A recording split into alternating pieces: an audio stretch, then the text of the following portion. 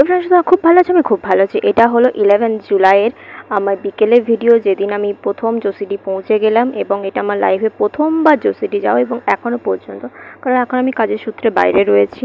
তো বলতে পারো ভীষণ এনজয় করেছি, এবং এই মুভমেন্টগুলো আমি এতদিন ক্যাপচার করে রেখেছি, কারণ আমার স্টকে অনেক ভিডিও ছিল, সেগুলো না ছেড়ে আমি এটা ছাড়তে পারছিলাম না। এবং যেই আমার সমস্ত ভিডিও ছাড়া হয়ে গেছে, আমি আজই ঠিক 12 থেকে 20টা আমি ভিডিও এডিট করেছি, এবং এখন আমি ভয়েস ওভার করছি। তো তোমরা দেখতে থাকো এই গুরুর কি কৃপা যে আমি এত ঘন্টা ডিউটি করার পরে আমি এতগুলো ভিডিও এডিট করেছি, এবং এখন আমি বারান্দায় দাঁড়িয়ে দাঁড়িয়ে ভয়েস ওভার করছি শুধুমাত্র তোমাদের সাথে শেয়ার করব বলে, যে আমার গুরুর কৃপা।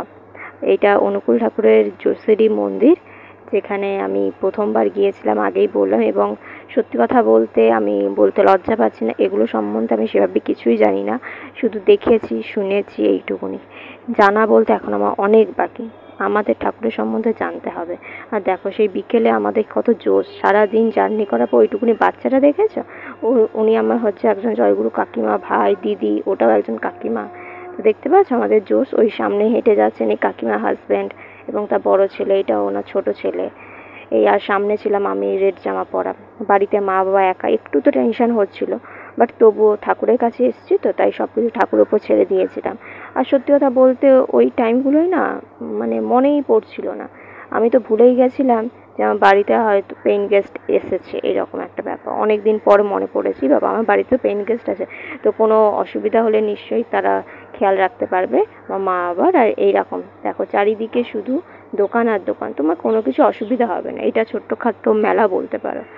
তো তুমি ভালো থাকবে, ভালোভাবে বাঁচবে, এটাই ঠাকুর চায়। ঠাকুরের থেকে বেশি কিচ্ছু চায় না। এই দেখো নিরামিষের কী না পাওয়া যায়, সমস্ত কিছু পাওয়া যায়।